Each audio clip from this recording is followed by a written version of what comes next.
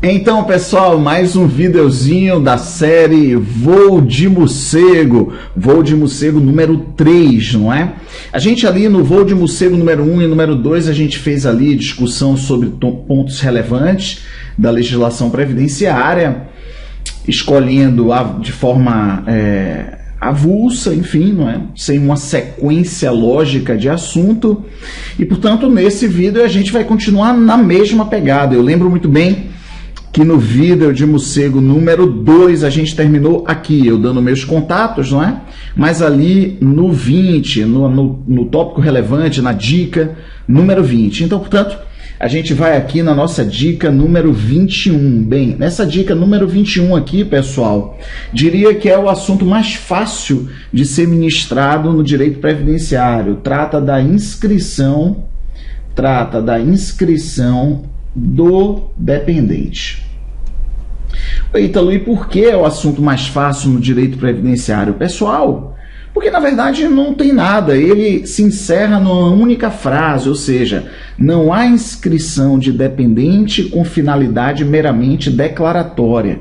Em outras palavras, a Previdência não mantém ali um cadastro de informações de quem são os dependentes do segurado. Por quê? Porque vida que segue, gol da Alemanha, né? Então, por exemplo, marido, mulher, aí o cara é segurado. Quando ele vai fazer sua inscrição junto à Previdência, ele aproveita e inscreve a sua esposa, que é sua dependente da primeira classe, correto?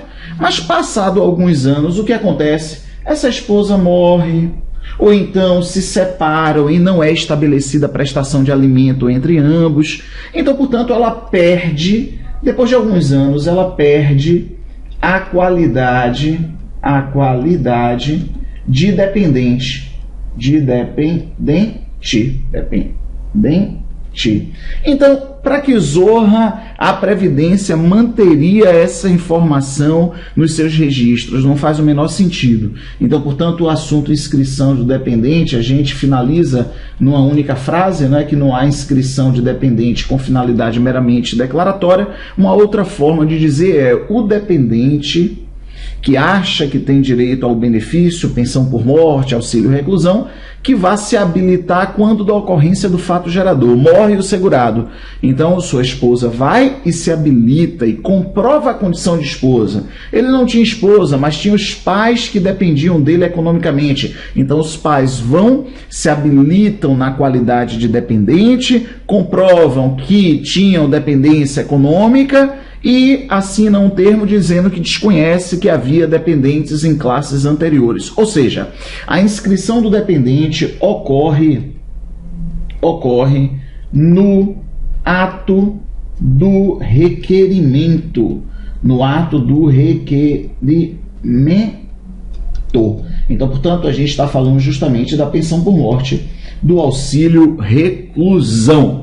Tranquilidade brasileira? Sim, esse é um tópico muitíssimo simples, não é? Bacana, mas se a gente quiser ficar explorando, tratar, lembrar de assuntos correlatos, não é? Em relação a dependentes, então a gente lembra aqui de pensão por morte, de auxílio reclusão, quem são os dependentes que têm direito, os dependentes das classes anteriores têm preferência em relação aos dependentes das classes posteriores, ou seja, se a gente conhece da matéria, ainda que seja um assunto e um tópico, uma dica muito singela, mas você faz correlação com muita coisa, não é? Então, por exemplo, inscrição de dependente, a gente pode fazer correlação com pensão por morte, as novas regras, não é? Se cair na prova, então eu vou botar a dica número 22, sem ser voo de morcego. Sem ser voo de morcego, bora fazer uma coisa que ainda faz sentido na discussão, não é? Uma sequência lógica. Se a gente for pensar, pessoal, na pensão por morte, não é?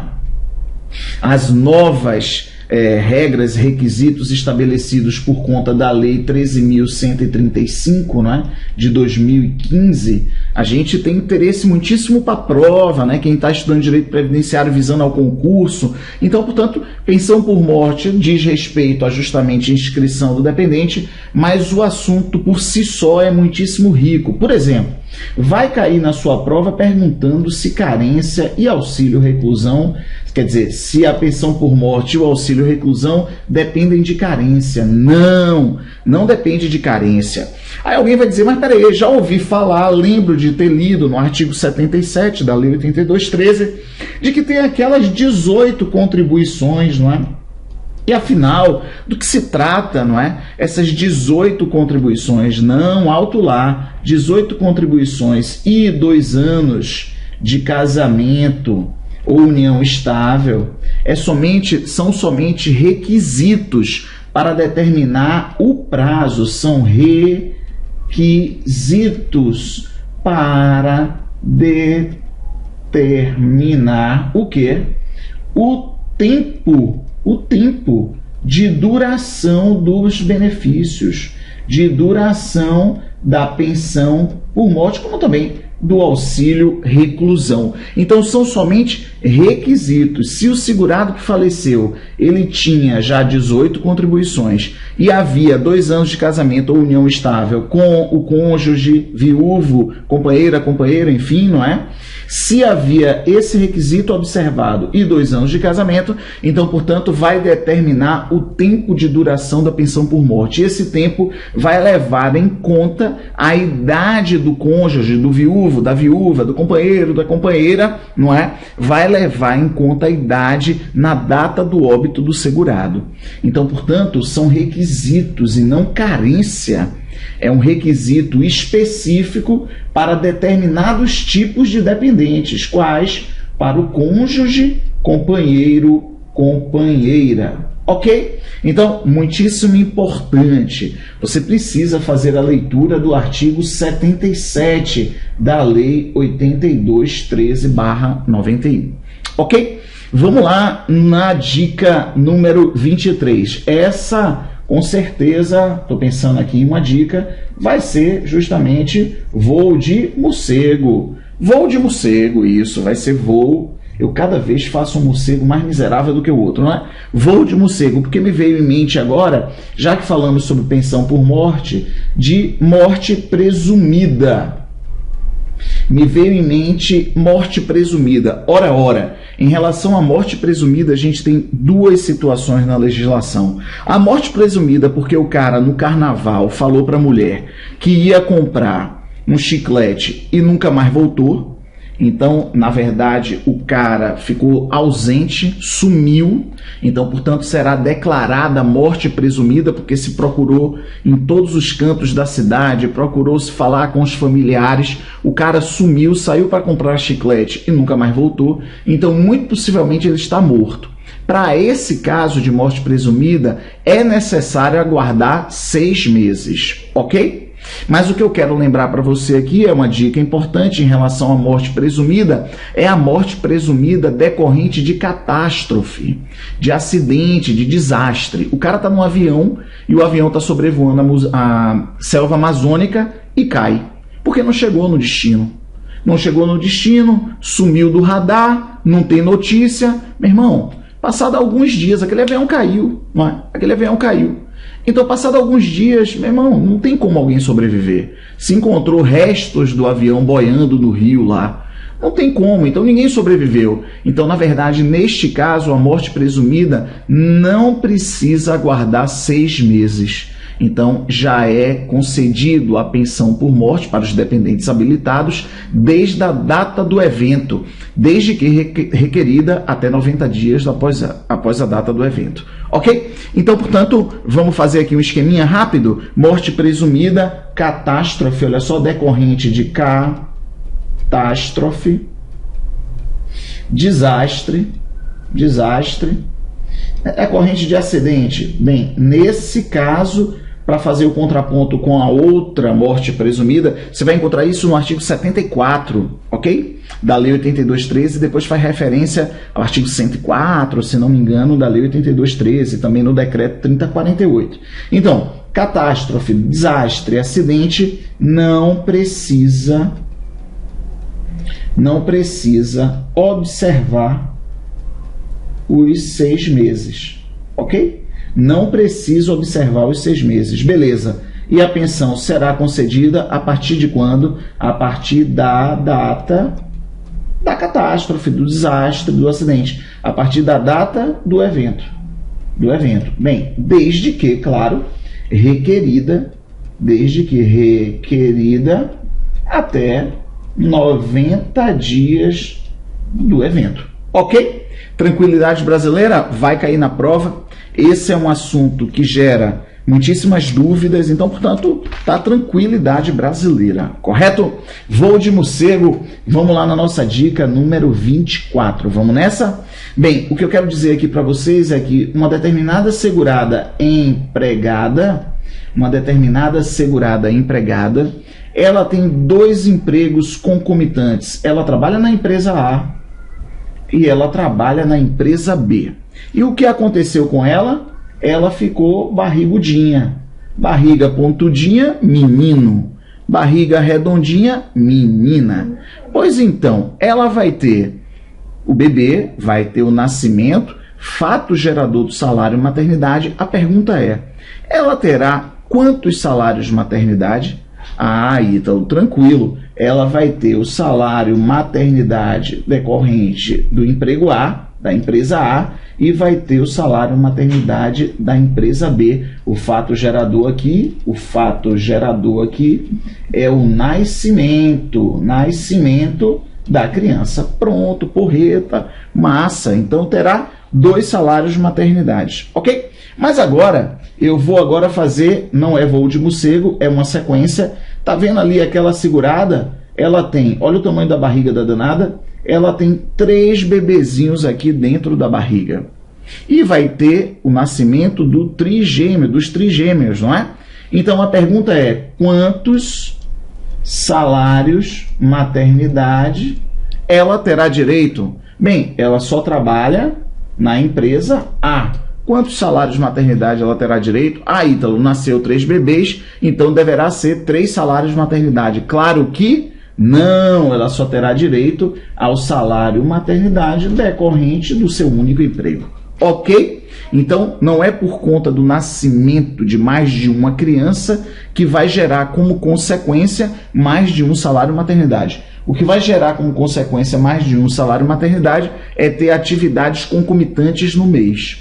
Ok? Tranquilidade? Sim ou não? Sim. Sim ou não? Vamos aqui no 26, sem ser voo de morcego. Um determinado segurado ou segurada, vamos lá? Um segurado ou uma segurada decidem adotar criança. Bem, adotar criança, a gente vai encontrar o conceito de criança no Estatuto da Criança e do Adolescente, é uma pessoa até 12 anos incompletos. Completou 12, de 12 a 18 é adolescente. Então a legislação previdenciária diz, adotar criança dá direito ao salário maternidade pelo período de 120 dias. Observem que a legislação aqui ela foi alterada, porque antes levava-se em conta a idade da criança adotada, e antes levava-se em conta a criança até 8 anos de idade. Então, só por curiosidade, era assim, olha só, a idade antes, olha como era antes, depois eu vou riscar isso aqui, tá bom? Como é que era antes na adoção? Primeiro, o homem não tinha direito na adoção, ok? Primeiro não tinha direito o homem, e depois o prazo, o tempo do salário maternidade, ele era alterado conforme a idade da criança. Então, criança até 1 ano de idade tinha 120 dias de salário maternidade. Criança de 1 a 4 anos de idade tinha direito a 60 dias de salário maternidade assegurada. Antes o segurado não tinha direito. E depois criança de 4 até 8 anos de idade tinha direito assegurada adotante a 30 dias de salário maternidade. Pessoal, isso pode ser questionado em prova porque aparece lá no decreto 3048 essa disposição, ok?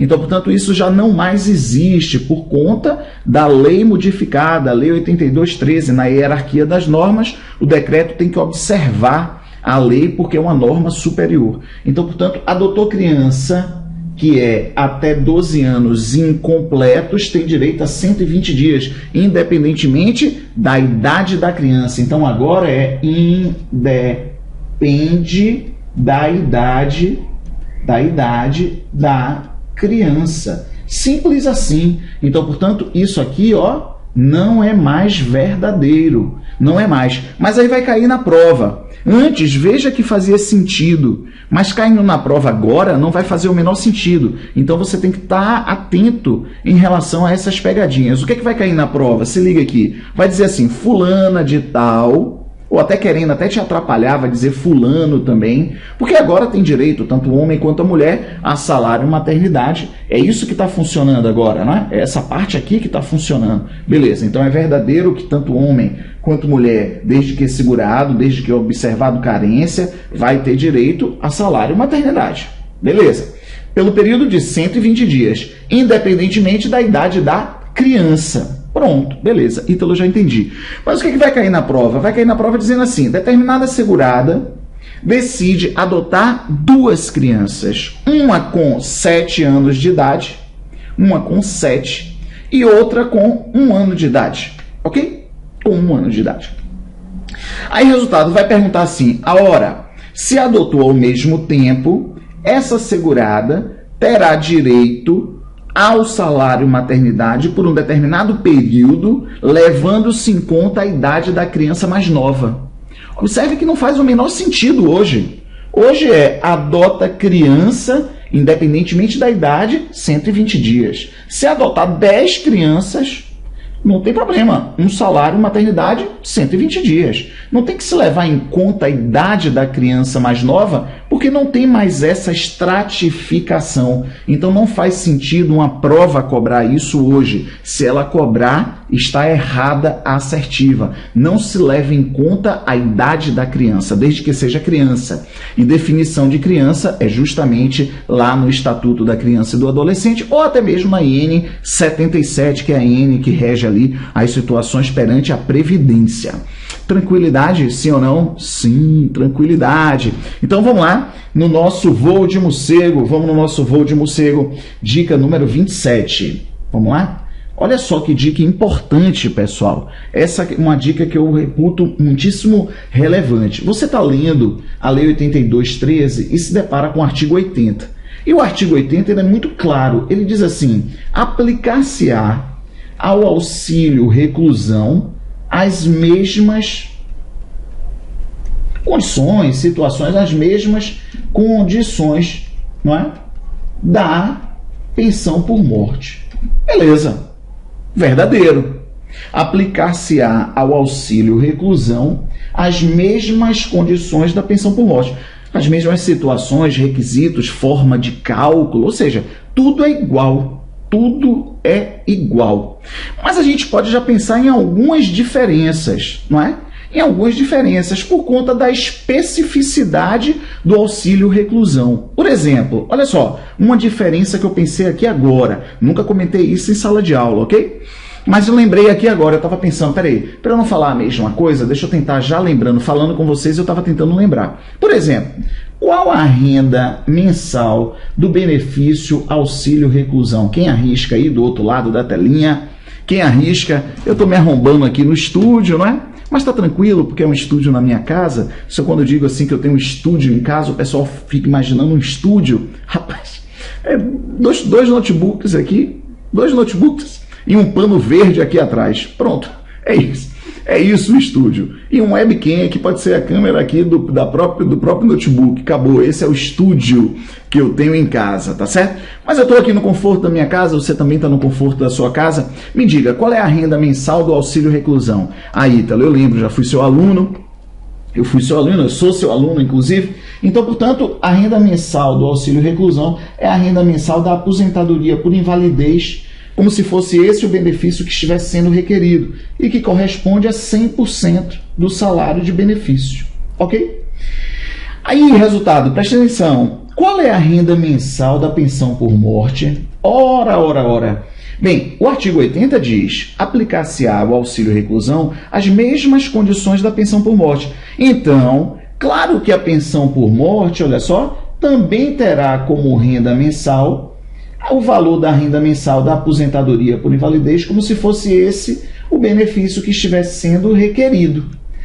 Ítalo, então tá igual, você estava querendo fazer uma ressalva, não, mas eu vou fazer uma ressalva agora. Olha só, no caso da pensão por morte, olha aqui, tem uma outra forma de cálculo. Qual? Quando o cara que morreu, o segurado que morreu, ele já era aposentado.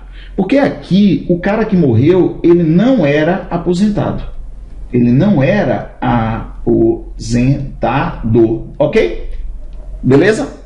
Mas agora, na pensão por morte, o segurado morre e ele já era aposentado. Qual vai ser o cálculo? Vai ser a renda mensal do benefício aposentadoria que ele vinha recebendo. O cara era aposentado por idade e morreu.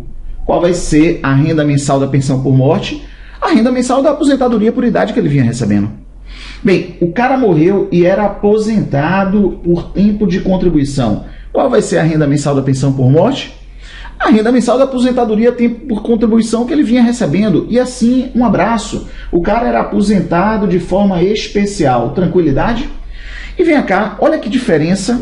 Por que no auxílio reclusão não tem essa passagem? O cara aqui que morreu já era, olha só, quem morreu já era aposentado. E por que no auxílio reclusão também não há essas duas situações? Porque é inacumulável a aposentadoria com auxílio reclusão. Então, resultado, o cara que vai preso, ele já era aposentado? Então, os seus dependentes não receberão auxílio reclusão. Por isso que não há essa subdivisão que há aqui, olha só. Por isso que não há. Então, Ítalo, então é um descumprimento ao artigo 80. Não, alto lá. É nessa própria lei, em um outro artigo, se não me engano, 124, que diz é inacumulável auxílio reclusão com aposentadoria. Então, eu não posso usar essa parte aqui, não é? Então, bacana? Tudo aquilo que se aplica à pensão por morte se aplicará ao auxílio reclusão, observando a especificidade do auxílio reclusão. Por exemplo, vou pensar outra, agora vamos embora aqui, olho no olho, eu e você. Olha que outra diferença a gente encontra em pensão por morte, na pensão por morte em relação ao auxílio reclusão. Uma outra diferença importante. Presta atenção, vê se você concorda comigo. A pensão por morte, para um cônjuge, ela pode ser vitalícia, desde que o segurado que morreu tinha 18 contribuições, havia 2 anos de casamento ou união estável entre eles, e o cônjuge viúvo que está requerendo o benefício tenha mais do que 44 anos. Então, a pensão por morte, nesse caso, vai ser vitalícia. Será que eu consigo usar essa mesma regra da mesma forma em relação a um cônjuge dependente de um segurado de baixa renda que cometeu um crime que foi preso? Ou seja, o cara que cometeu o crime era de baixa renda, o segurado. Aí foi preso. Legal. Ele tinha 18 contribuições, primeiro requisito observado. Tinha 2 anos de casamento com o cônjuge dependente que está se habilitando para requerer o benefício. E o cônjuge que está se habilitando para requerer o benefício, o dependente, tem mais do que 44 anos. Então você vai conceder um auxílio reclusão de forma vitalícia? Sim ou não? Claro que não, pelo simples fato de no Brasil não existir prisão com caráter perpétuo. Então, e o auxílio reclusão tem uma especificidade. Ele somente será pago e continuará sendo pago enquanto o segurado estiver preso. Então, o dependente que se habilitou para receber o auxílio reclusão diz, beleza, vou receber auxílio reclusão para o resto da minha vida, porque eu tenho mais do que 44 anos, meu companheiro ou minha companheira tinha 18 contribuições e havia 2 anos de união estável, casamento. Então, eu vou receber para a vida toda. Não, quando o cara for solto, cumprir, for livre, for solto, deixa de ser pago o auxílio reclusão. Então, portanto, quando a gente lê o artigo 80 da Lei 8213, é muitíssimo importante, é relevante, você tem que ser conhecedor em relação à prova, mas sempre lembrando da especificidade do benefício. Ok? Vamos nessa, vamos que vamos. Queria chegar pelo menos a 30 dicas e assim a gente encerra o nosso voo de morcego. Vamos nessa. Vamos pensar aqui na dica número 28, deixa eu ver se eu lembro de alguma coisa. Beleza. 28, bem rapidinho, olha só. Voo de morcego. Voo de morcego, isso, voo de morcego. Vamos pensar aqui numa segurado especial, vamos nessa? Segurado especial é o único segurado que é permitido a inscrição, olha só, pós-mortem, após a morte. Então, previdência social é seguro social, de certa forma é um seguro, e claro que a inscrição, as contribuições, elas têm que ser prévias, não é? Em relação ao fato gerador de concessão de algum benefício. Então o cara morre, nunca contribuiu, não era inscrito, não, eu vou fazer então essa inscrição, vou fazer algumas contribuições e vou requerer benefício. Não pode. Então a inscrição após a morte só é permitida ao segurado especial. E por quê? Porque há uma esperança aqui, ou pelo menos uma esperança não, um entendimento de que esse segurado especial teve muitíssimo pouco acesso à informação, então ele não sabia que era necessário fazer sua inscrição em vida. Ok? Tranquilo? Então não vamos prejudicar os dependentes do segurado especial falecido. Bem, deixa eu pensar em uma outra dica aqui. Facultativo. Vamos lá? Facultativo. O segurado facultativo, ele não pode, isso, recolher em atraso. Segurado facultativo, pessoal, ele não pode recolher em atraso. Beleza? Só tem uma exceção a essa regra, que é no recolhimento dentro do período de graça. Então, se tiver ali ele atrasado 5 competências, ele pode recolher até no máximo 6 competências em atraso, porque ele estaria ainda dentro do período de graça. Ok? E minha última dica, pode ser uma última dica? Voo de morcego, vamos nessa? Minha última dica, tenho até vergonha de falar, porque de certa forma todo mundo já sabe, é uma novidade na legislação, em decorrência da MP 664, Lei 13.135, diz respeito à renda mensal do benefício auxílio-doença. Bem, todo mundo sabe, ô Ítalo, isso não é novidade, não, peraí. É 91% do salário de benefício, tranquilidade? Sim ou não? Sim. Mas tem um limitador, tem um valor limite. Qual é esse valor limite? Tem um valor limite. Simples assim, não é? A média aritmética dos últimos 12 salários de contribuição. Ou seja, se calcula 91% do salário de benefício, se calcula essa média aritmética das últimas 12 remunerações do trabalhador, dos últimos 12 salários de contribuição, e a renda mensal será dos dois valores o menor. Dos dois valores o menor. Ok? Então, se calcula, bora fazer aqui uma simulação rápida. Se calcula o salário de benefício desse segurado, ok? E deu exatos R$4.000. É aquela média aritmética simples dos maiores salários de contribuição, correspondente a 80% de todo o período. Muito massa. 91% de 4.000 vai dar quanto? 3.000. Quem sabe aqui? Só um instante. 3.640. 3.640. Aí a pessoa sai da Previdência com essa informação. Beleza, vou receber 3.640. Mas lê do engano, porque se fazendo a média dos últimos 12 salários, encontrou exatos R$1.200.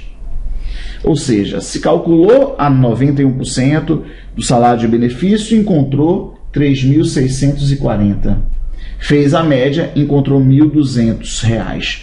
Qual será o valor da renda mensal auxílio-doença que será devido a esse segurado? R$1.200. Ou seja, dos dois valores, o menor. Pessoal, beleza? Tranquilo? Tranquilidade brasileira. Vamos ficar com a vista aqui linda da nossa cidade, não é? Da cidade de São Salvador, muito massa, do Pelourinho. Galera, nesses 3 videozinhos aí, 1h30, enfim, de transmissão de conteúdo, A gente tentou aqui passar só para manter a chama acesa para aqueles que estão estudando para o INSS 2016, não é? Você do curso Acerte, os alunozinhos ali do curso Acerte, a galerinha que está ali estudando, que vai para os nossos aulões beneficentes, não é verdade? Então, é só para manter a chama acesa. Você já deveria ser conhecedor e já é conhecedor de todos esses tópicos relevantes, pontos relevantes, dicas em relação ao direito previdenciário. O que é que a gente conclui com isso? Que direito previdenciário é muito massa, não é?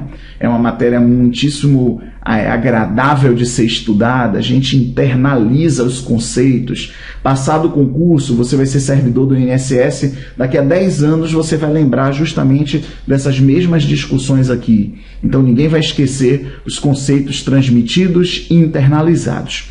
Pessoal, joguem duro, boa sorte na prova, torcendo por vocês, mantenham contato, façam os seus depoimentos e me digam o resultado do concurso, tá bom? Eu já botei ali minhas formas de acesso, então tem o italo.romano@superig.com.br. Fique esperando justamente a sua notícia, né? A notícia da sua boa aprovação, não é? Do seu bom desempenho. Valeu, um abraço, tchau!